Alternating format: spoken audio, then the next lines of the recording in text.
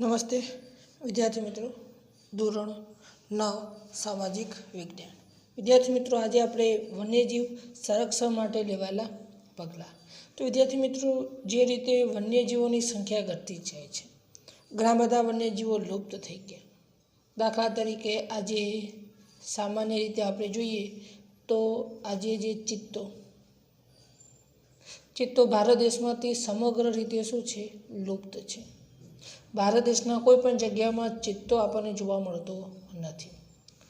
ત્યાર પછી આપણે જોઈએ તો ગીધ એ નામશેષ થવાની તૈયારીમાં છે। નામશેષ એટલે કે ભવિષ્યમાં ગીધ પણ આપણા ભારત દેશમાં આપણને જોવા મળશે નહીં। અને એટલા જ માટે આજે આપણા ભારત દેશમાં વન્યજીવોના સંરક્ષણ માટે લેવાયેલા પગલાં વિશે આપણે અભ્યાસ કરીએ। વિદ્યાર્થી મિત્રો, આ પ્રશ્ન 3 ગુણમાં પરીક્ષામાં પૂછાય છે। વિદ્યાર્થી મિત્રો, ભારત દેશમાં વન્યજીવોના રક્ષણ માટે કાયદા બનાવવામાં આવ્યા છે।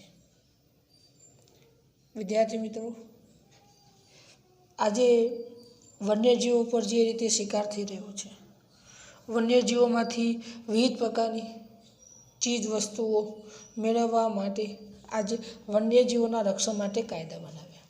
વિદ્યાર્થી મિત્રો, એવું નથી કે આ કાયદા આજે આપણે અત્યારે જ બનાવ્યા છે। આ કાયદાઓ પ્રાચીન સમયથી આપણા ભારત દેશની અંદર બનાવવામાં આવ્યા છે। ખાસ કરીને આપણે એક ઉદાહરણ તમને આપું તો તમને ખ્યાલ આવે કે પ્રાચીન સમયની અંદર જે મૌર્ય યુગનો જે રાજા હતો,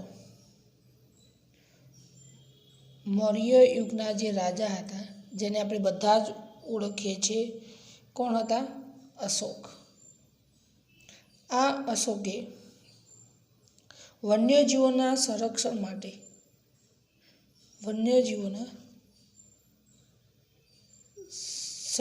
માટે કાયદા બનાવ્યા હતા। વિદ્યાર્થી મિત્રો, તમે જુઓ, જે મૌર્ય યુગનો રાજા હતો અશોક, સમ્રાટ અશોક તરીકે આપણે એને ઓળખીએ છીએ, જેને સારનાથનો સ્તંભ બનાવ્યો। આપણે અગાઉ કલિંગના યુદ્ધ વિશે પણ આપણે અભ્યાસ કરી જ ગયેલા છે। એ સમ્રાટ અશોકે વન્યજીવોના સંરક્ષણ માટે કાયદા બનાવ્યા। એટલે કે ભારત દેશ પ્રાચીન સમયથી, અત્યારથી નહીં, પ્રાચીન સમયથી વન્યજીવોના સંરક્ષણ માટે હંમેશા પગલાં ભરતો આવ્યો છે। વિદ્યાર્થી મિત્રો, આપણે જોઈએ તો વિદ્યાર્થી મિત્રો કે જે રીતે આજે અશોકે કાયદા ઘડ્યા, આજે પણ વન્યજીવોના સંરક્ષણ માટે આજે પણ આપણે કાયદા ઘડેલા છે કે જેથી કરીને વન્યજીવોનો જે શિકાર થઈ રહ્યો છે એ શિકાર ન થાય। ત્યાર પછી ભારત સરકારે બીજું સૌથી મહત્ત્વનું કામ એ કર્યું કે નાગરિકની મૂળભૂત ફરજો અને આપણને ખ્યાલ છે કે આપણે કેટલીક મૂળભૂત ફરજો છે, તો નાગરિકની કેટલીક મૂળભૂત ફરજો અને રાજ્યનીતિના માર્ગદર્શક સિદ્ધાંતમાં રાજ્યનીતિના જે માર્ગદર્શન સિદ્ધાંત છે, એ રાજ્યનીતિના માર્ગદર્શક સિદ્ધાંતમાં વનો અને વન્યજીવો પ્રત્યે દયા દર્શાવી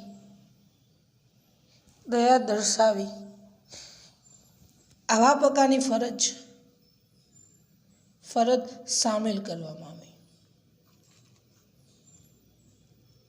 વિદ્યાર્થી મિત્રો, તમે જુઓ કે આપણને કેટલીક નાગરિકોની મૂળભૂત ફરજો આપવામાં આવી કે આપણે એક ભારત દેશના નાગરિક છીએ અને ભારત દેશના નાગરિક હોવાને કારણે કેટલીક મૂળભૂત શું આપવામાં આવેલી છે? ફરજો આવેલી છે। અને એટલા જ માટે આજે આપણા દેશમાં રહેલા જે વન્યજીવો છે, વનો એટલે કે જંગલો છે, એમના પ્રત્યે, આ જીવો પ્રત્યે ખાસ કરીને આપણે શું દર્શાવવાની છે? દયા દર્શાવવી, જેથી કરીને વન્યજીવોનું આપણે શું કરી શકીએ? રક્ષણ કરી શકીએ। બીજી વસ્તુ તમે જો વિદ્યાર્થી મિત્રો કે ધીરે ધીરે વન્યજીવો પ્રત્યે આજે જુલમોનું પ્રમાણ પણ વધતું જ જાય છે। અને એ માટે સરકારે અવનવા કાયદાઓ પણ શું કર્યા છે, ઘડી દીધેલા આપણને જોવા મળી રહ્યા છે. તો સરકાર હંમેશા પ્રયત્નશીલ છે. આગળ આપણે જોઈએ તો ભારત સરકારે બીજા કયા કયા કામો કર્યા એના વિશે આપણે અભ્યાસ કરીએ. તો એક તો કોઈ પણ જીવ હોય, વન્યજીવ હોય કે પક્ષી હોય, એમના રક્ષા માટે અવનવા કાયદા ઘડવામાં આવ્યા. અવનવા શું કરવામાં આવ્યા? કાયદા ઘડ્યા.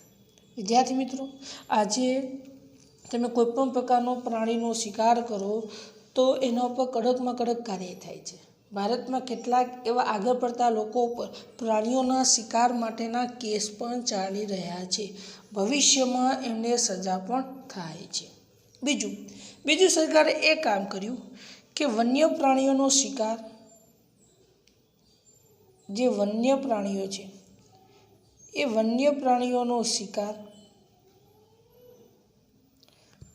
શિકાર કરવા તેમજ તેને પકડવા, શિકાર કરવા તેમજ તેમને પકડવા પર ત્યાર પછી અભયારણ્યમાં પરવાનગી વગર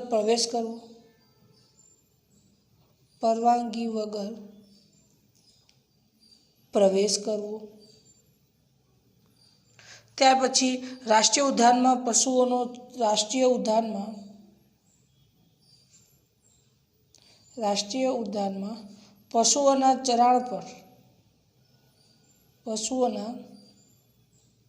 ચરાણ પર પ્રતિબંધ મૂકી દેવામાં આવ્યો છે. શું મૂકવામાં આવ્યો? પ્રતિબંધ મૂક્યો. વિદ્યાર્થી મિત્રો, તમે જો ભારત સરકાર પાસે ઘણા બધા કાયદાઓ કર્યા. એક તો આજે વન્યજીવોનો શિકાર કરવો. તો આજે કોઈ પણ વ્યક્તિ વન્યજીવોનો શિકાર કરી શકતો જ નથી. તો વન્યજીવોના શિકાર કરવા ઉપર તેમજ તેમને પકડવા પર આજે કોઈ પણ વન્યજીવોને આપણે પકડી શકતા નથી. એક ઉદાહરણ તમને આપું કે પહેલાં સર્કસની અંદર જુદા જુદા પ્રાણીઓને રાખવામાં આવતા. પ્રાણીઓ ઉપર અલગ અલગ પ્રકારના કાર્યો કરવામાં આવતા. તો એક પ્રકારના પ્રાણીઓ પર અત્યાચાર થતા. તો સરકારે સર્કસમાં કોઈ પણ પ્રકારના પ્રાણીનો ઉપયોગ કરવા પર પ્રતિબંધ મૂકી દીધો.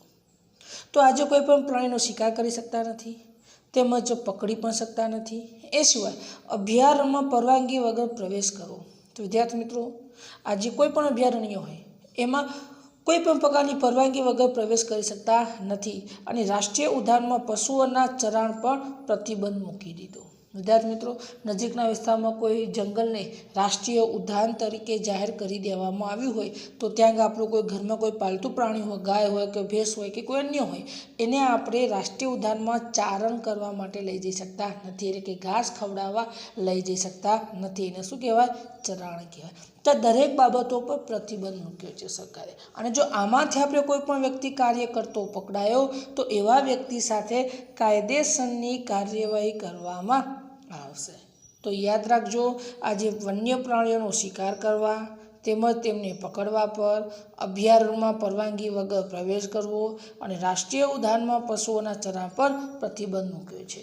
વિદ્યાર્થી મિત્રો, આજે તમે કોઈ ગીરના જંગલમાં પ્રવાસ માટે જાઓ તો ત્યાં આગળ પણ તમારે ત્યાં પરવાનગી લેવી જ પડે છે. પરવાનગી લઈને જ તમે અંદર પ્રવેશ મળે છે. બાકી તમને અંદર કોઈ પણ પ્રકારનો પ્રવેશ પ્રાપ્ત થઈ શકતો નથી. આ બાબત પણ ધ્યાનમાં રાખવા જેવી છે.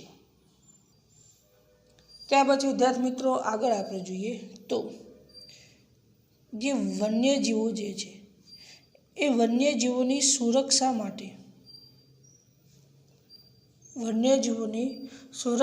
માટે ભારતીય સંસદે, જે આપણા ભારત દેશની જે સંસદ, જેના કેટલા ગૃહો છે? 2, રાજ્યસભા અને લોકસભા. એ ભારતીય સંસદે વન્યજીવ, યાદ રાખજો, વન્યજીવ સુરક્ષા અધિનિયમ પસાર કર્યો. વિદ્યાર્થી મિત્રો, તમે જુઓ, આપણા ભારત દેશની અંદર વન્યજીવો સુરક્ષા મહેસૂસ કરી શકે, એમની સંખ્યામાં વધારો થાય એટલા જ માટે વન્યજીવ સુરક્ષા અધિનિયમ બહાર પાડ્યો, જે અનુસંધાને જંગલમાં રહેતા દરેક વન્યજીવોનું આપણે શું કરી શકીએ? સંરક્ષણ કરી શકીએ. એમને ખોરાક પાણીની જરૂરિયાત પણ સંતોષી શકાય અને વન્યજીવોનો જંગલમાં થતો જે શિકાર છે એ શિકારને પણ આપણે શું કરી શકીએ? અટકાવી શકાય. આ ઉદ્દેશથી ભારત સરકારે વન્યજીવ સુરક્ષા અધિનિયમ શું કર્યો છે? પસાર કર્યો છે. અને એ અનુસંધાને સરકાર આજે જે વન્યજીવોની સુરક્ષા માટે ઘણા બધા કાયદાઓ પણ ઘડે છે. એ સિવાય આજે રાજ્યની આપણે વાત કરીએ તો દેશના મોટાભાગના રાજ્યોમાં, ધ્યાન રાખજો, મોટાભાગના રાજ્યોમાં પછી ગુજરાત હોય કે કોઈ પણ દરેક રાજ્યોમાં રાજ્ય જીવ સલાહકાર બોર્ડ, કયું? રાજ્ય જીવ સલાહકાર બોર્ડની શું કરવામાં આવી છે?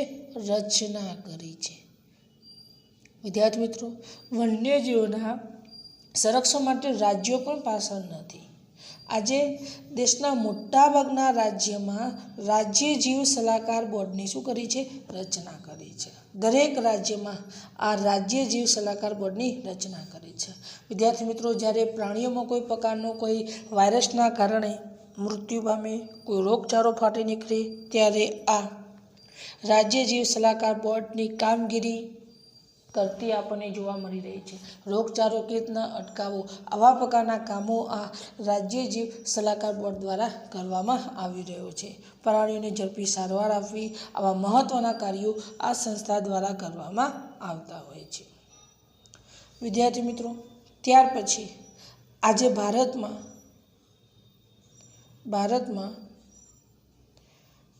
વન્યજીવોની, ધ્યાન આપજો, વન્યજીવોની સુરક્ષા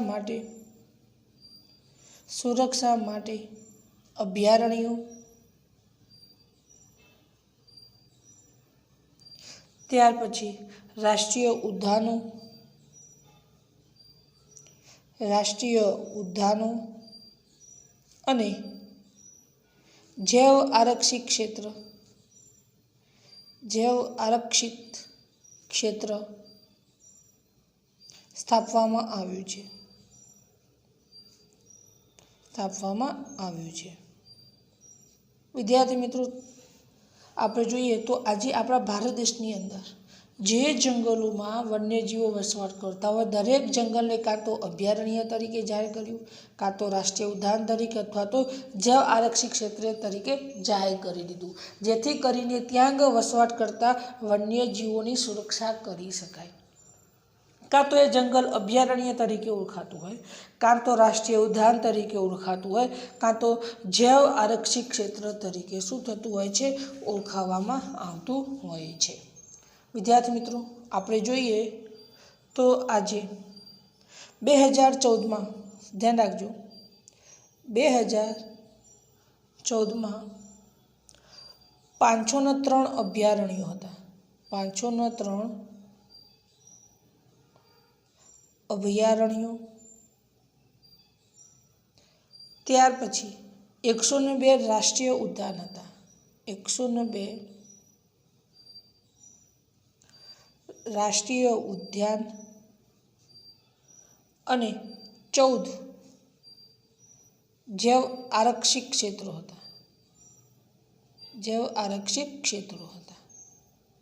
વિદ્યાર્થી મિત્રો, તો આપણા ભારત દેશમાં 2003માં અભયારણ્યોની સંખ્યા કેટલી હતી?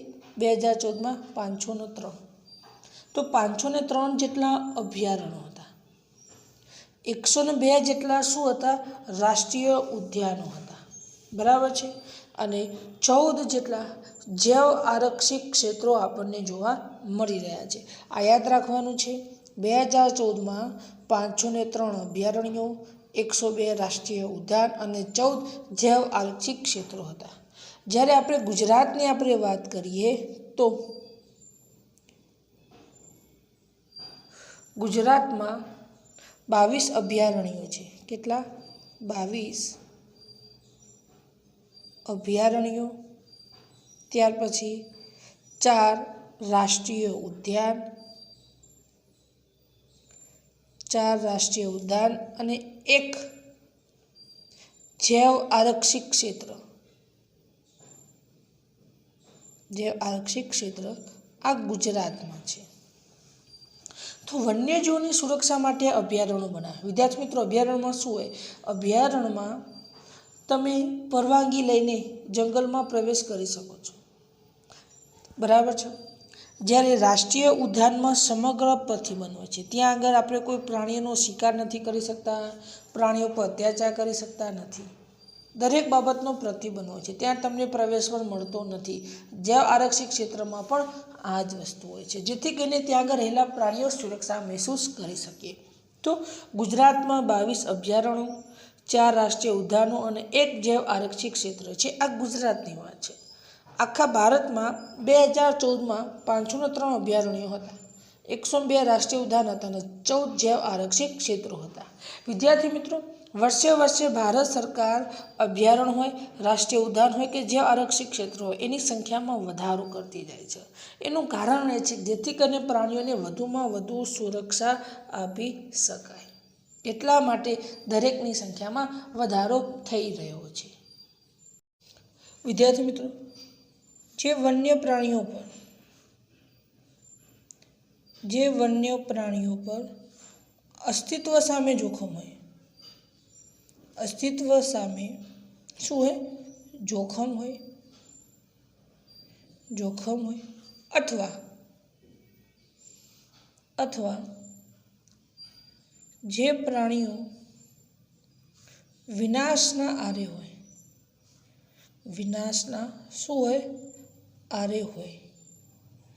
આરે હોય તો આવા પ્રાણીઓના સંરક્ષણ માટે ભારત સરકારે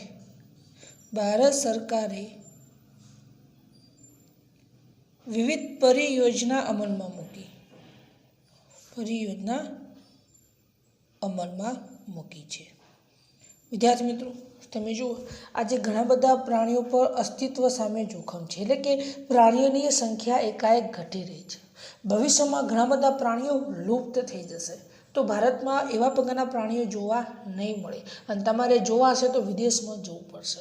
અથવા તો ઘણા બધા પ્રાણીઓ વિનાશના આરે હોય, સંખ્યામાં એકાએક ઘટાડો થઈ રહ્યો હોય. તો આવા પ્રાણીઓનું અસ્તિત્વ ટકી રહે, આવા પ્રાણીઓની સંખ્યા દિવસે દિવસે વધે, એટલા માટે આવા પ્રકારના પ્રાણીઓના સંરક્ષણ માટે ભારત સરકારે વિવિધ પરિયોજના અમલમાં મૂકી છે. એટલે કે વિવિધ પ્રકારની પરિયોજનાઓ અમલમાં મૂકી, જેથી કરીને ત્યાં આગળ રહેલા જે પ્રાણીઓ જે છે એ પ્રાણીઓની સંખ્યા શું કરી શકાય? વધારી શકાય. એ માટે પરિયોજનાનો અર્થ શું થાય છે ખબર છે? કે જે પ્રાણી સંખ્યા ઘટી રહી છે એ પ્રાણીની સંખ્યા વધારવી. એવા પ્રકારના પ્રાણીઓમાં કોઈ રોગચાળો ફાટી નીકળે તો એવા પ્રાણીઓને ઝડપી સારવાર આપવી, આવા પ્રાણીઓનો શિકાર થતો અટકાવવો, એમને સમયસર ખોરાક, પાણીની જરૂરિયાત પૂરી પાડવી, આ દરેક વસ્તુ પરિયોજનાઓમાં કરવામાં આવે છે. તો આવી કેટલીક મહત્ત્વની પરિયોજના વિશે આપણે અભ્યાસ કરીએ. તો વિદ્યાર્થી મિત્રો, પહેલી પરિયોજના સરકારે અમલમાં મૂકી છે વાઘ પરિયોજના. ધ્યાન આપજો. કઈ પરિયોજના છે? વાઘ પરિયોજના. વિદ્યાર્થી મિત્રો, આજે ભારત સરકારે રાષ્ટ્રીય પ્રાણી વાઘ, રાષ્ટ્રીય જે પ્રાણી છે વાઘ, એ જે વાઘ જે છે એની સંખ્યા શું થઈ રહી હતી? ઘટાડો. તો વાઘની સંખ્યામાં થઈ રહેલ ઘટાડો જોઈને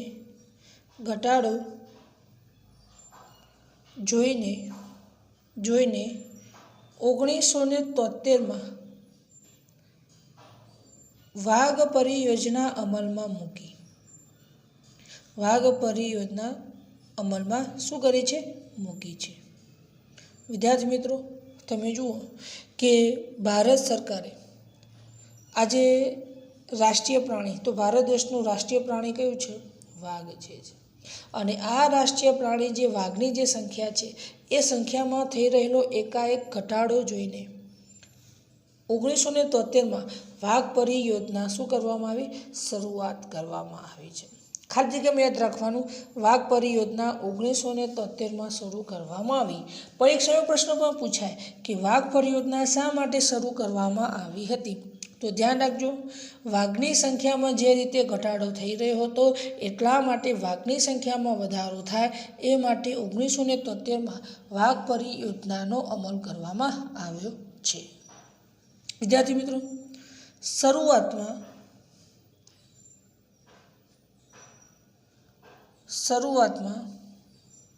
નવ આરક્ષિત વિસ્તારમાં આ પરિયોજના ચાલતી હતી.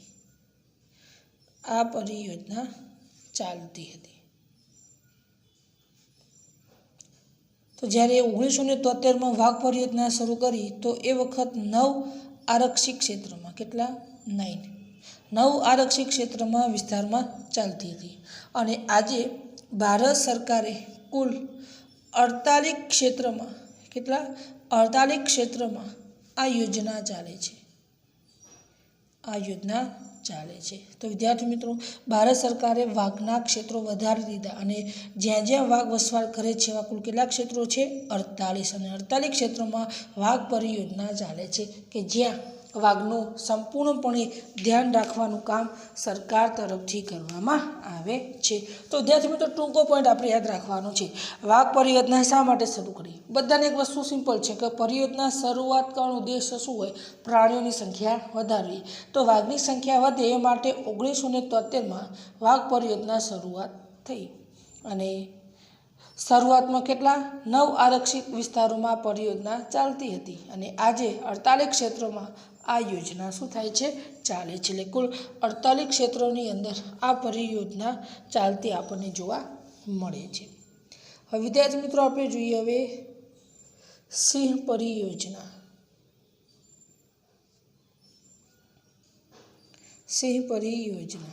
તો વિદ્યાર્થી મિત્રો, જે રીતે સિંહની સંખ્યામાં જે રીતે ઘટાડો થઈ રહ્યો છે અને એટલા માટે સિંહની સંખ્યામાં વધારો થાય એ માટે સિંહ પરિયોજના અમલમાં મૂકવામાં આવી છે. વિદ્યાર્થી મિત્રો, એવું પણ કહેવામાં આવે કે એક સમયે એશિયાઈ સિંહો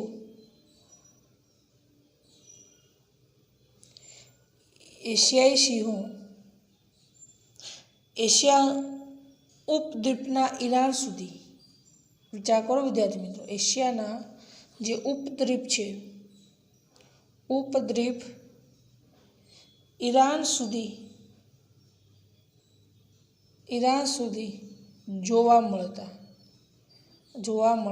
હતા, એટલે કે વિહરતા હતા. વિદ્યાર્થી મિત્રો, આપણા ગુજરાતમાં જે સિંહ છે એશિયાઈ સિંહ કહેવાય. તો એક સમય એવો હતો કે એશિયાઈ સિંહો એશિયાના ઉપદ્વીપ ઈરાન સુધી જોવા મળતા હતા. જે ઈરાન દેશ છે ત્યાં આગળ પણ આપણને સિંહ જોવા મળતા હતા. પણ જે રીતે સિંહનો શિકાર વધતો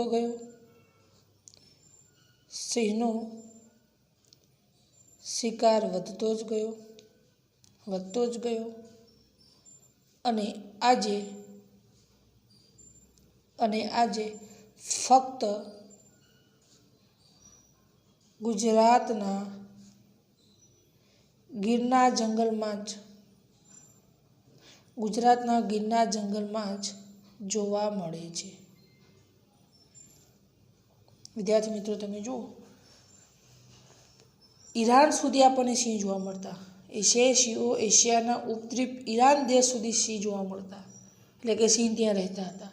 પણ શું થયું? સિંહનો શિકાર વધતો જ ગયો. સિંહનું ચામડું બહુ ઉપયોગી હોય છે અને એના કારણે સંખ્યા ઘટતી ગઈ ફક્ત ગુજરાતના ગીરના જંગલમાં જ જોવા મળે છે. તો આજે આખા એશિયા ખંડમાં ફક્ત ગુજરાતના ગીરના જંગલમાં જ સિંહ જોવા મળે છે.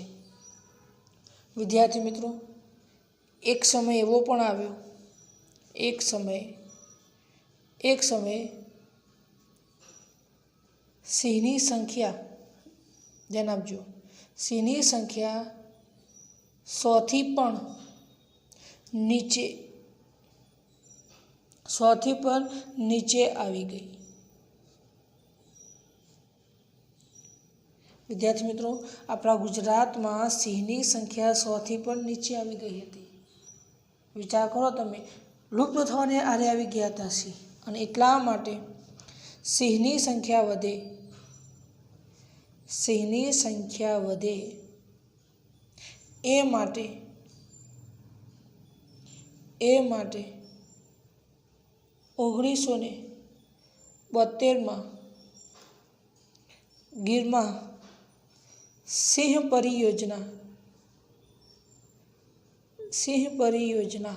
અમલમાં મૂકી. વિદ્યાર્થી મિત્રો, તમે જુઓ, ગીરમાં 100થી પણ નીચે સિંહની સંખ્યા જતી રહી ગઈ હતી. 100થી પણ નીચે, અને એટલા માટે સિંહની સંખ્યા વધે એ માટે 1972માં જે ગીરમાં સિંહની પરિયોજના અમલમાં મૂકી. કારણ કે સિંહ ફક્ત ગીરમાં જ રહે છે, બીજે ક્યાંય નથી, ને એટલા માટે સિંહની સંખ્યા વધે એ માટે સિંહ પરિયોજના અમલમાં મૂકી. એટલા માટે આજે 100થી સંખ્યા વધારીને આજે આપણે અંદાજિત 523 સુધી સિંહની સંખ્યા આપણે વધારી શક્યા છીએ. પરીક્ષામાં સિંહ પરિયોજના વિશે પરીક્ષામાં પ્રશ્ન પૂછાય તો યાદ રાખજો, એક સમયે સિંહ ક્યાં જોવા મળતા? તો એશિયાના ઉપદ્વીપ ઈરાન સુધી સિંહ જોવા મળતા હતા. એટલે કે ઈરાન સુધી સિંહ વિહરતા હતા, રહેતા હતા. પણ સિંહનો શિકાર વધતો જ ગયો અને આજે ફક્ત ગુજરાતના ગીરના જંગલમાં જ જોવા મળે છે. એક સમયે સિંહની સંખ્યા 100થી પણ નીચે આવી ગઈ હતી, અને એટલા માટે સિંહની સંખ્યા વધે એ માટે 1972માં ગીરમાં સિંહ પરિયોજના અમલમાં મૂકી. તો વિદ્યાર્થી મિત્રો, તમે કલ્પના કરો કે સિંહની સંખ્યા 100થી પણ નીચે આવી ગઈ હતી, અને એટલા માટે સિંહની સંખ્યા વધે માટે 1972 કઈ સાલ યાદ રાખવાની છે? 1972માં સિંહ પરિયોજના શરૂ કરેલી છે. અને હવે આપણે સિંહની સંખ્યા વધારી શકાય, કારણ કે એશિયા ખંડમાં ફક્ત ગુજરાતના ગીરમાં જ સિંહ છે, બીજે ક્યાંય નથી. એક ગુણનો પ્રશ્ન એવો પ્રશ્ન પણ પૂછાય કે સિંહ પહેલાં ક્યાં જોવા મળતા? તો એશિયાના ઉપદ્વીપ ઈરાન સુધી આપણને સિંહ જોવા મળતા હતા, પણ હવે ફક્ત ગુજરાતના ગીરમાં જ આપણને સિંહ જોવા મળે છે, બીજે ક્યાંય જોવા મળતા નથી. વિદ્યાર્થી મિત્રો, ભારતમાં અન્ય પ્રાણીઓના સંરક્ષણ માટે પણ પરિયોજનાઓ શરૂ કરેલી છે. વિદ્યાર્થી મિત્રો, જે રીતે વાઘ પરિયોજના અમલમાં મૂકી, સિંહ પરિયોજના અમલમાં મૂકી, એ રીતે ભારતમાં અન્ય પ્રાણીઓના સંરક્ષણ માટે પણ ભારત સરકારે અન્ય પ્રાણીઓની પરિયોજનાઓ પણ અમલમાં મૂકી છે. દાખલા તરીકે આપણે જોઈએ તો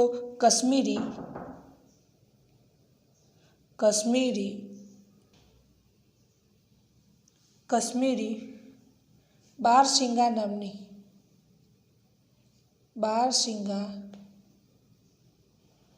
નામની દુર્લભ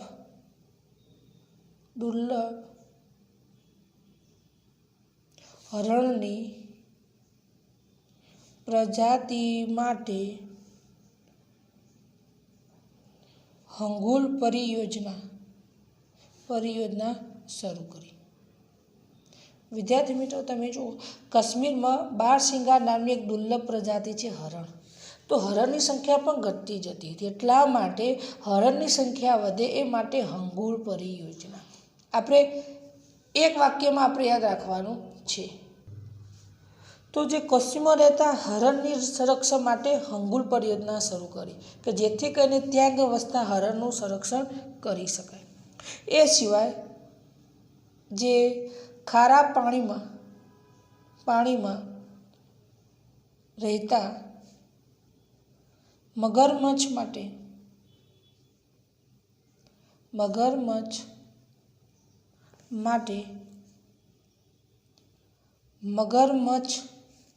પરિયોજના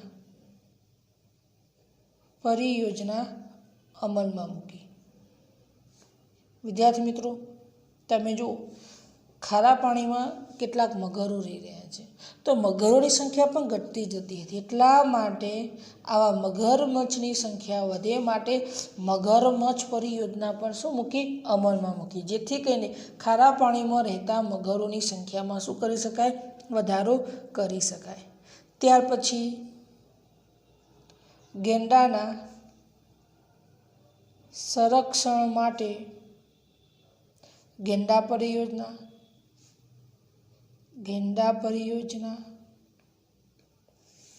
અને